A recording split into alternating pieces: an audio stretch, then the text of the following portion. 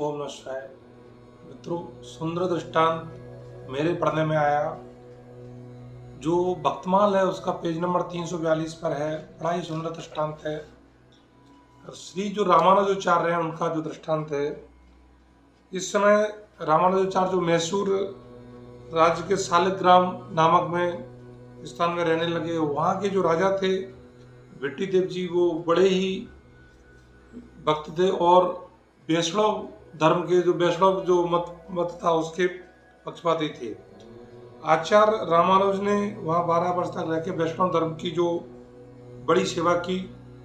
सन 1099 में उन्होंने नम्मल्ले नामक स्थान में एक प्राचीन मंदिर मिला, उनको एक प्राचीन मंदिर वहाँ पर मिला 1099 में, और राजा ने उसका जीर्णोद्धार करवाकर पुनः नए ढंग से बनवाया। वह मंदिर आज भी तिरुनारायणपुर के नाम से प्रसिद्ध है।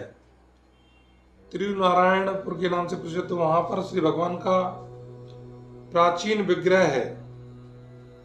वह पहले दिल्ली के बादशाह के अधिकार में था।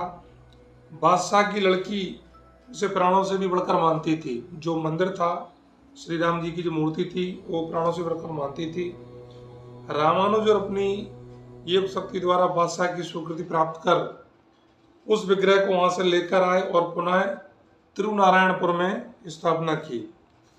इस संदर्भ में एक सुंदर कथा आती है, वो मैं आपको सुनाना चाहता हूँ रामानुजाचार्य जी की और भगवान राम की। क्या होता है कि भगवान जो राम थे, बाल अवस्था का उनका जो वर्णन है, रामानुजाचार्य को दर्शन देते हैं कि मैं बादशाह के यहाँ पर हूँ और आप मुझे वो मेरी मूर्ति लाइए और मेरे मंदिर में उसको स्थापित कीजिए। तो जो रामानुजाचार्य होते हैं, अपने भक्तों, अपनी पूरी टोली को लेकर जो बादशाह का जो किला होता है वो घेर लेते हैं। जब बादशाह को पता लगता है कि मूर्ति लेने के लिए आए, तो अपने मंत्री को कहते हैं कि जाओ और संग्रहालय में जितनी मूर्तियां हैं वो रामानुजाचार्य जी को दिखा दीजिए और उनकी जो मूर्ति है वो उनको दे दीजिए। रामानुजाचार्य संग्रहालय में जाते हैं, लेकिन वह मूर्ति उन्हें नहीं दिखाई देती जो उनको रात में दर्शन हुए थे।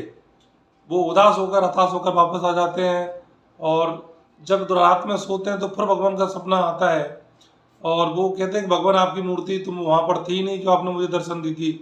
तो वो कहते हैं कि मैं वो बादशाह की लड़की की प्रीत की डोर में बंधा हुआ हूँ, वह मुझे एक पल के लिए भी नहीं छोड़ना चाहती, आप मुझे वहाँ से ले आइए। तो जो रामानुजाचार्य थे वो सुबह होकर जाके राजा को सारी बात बताते हैं। तो राजा अपनी लड़की को कहता है कि आप वह मूर्ति रामानुजाचार्य को दे दीजिए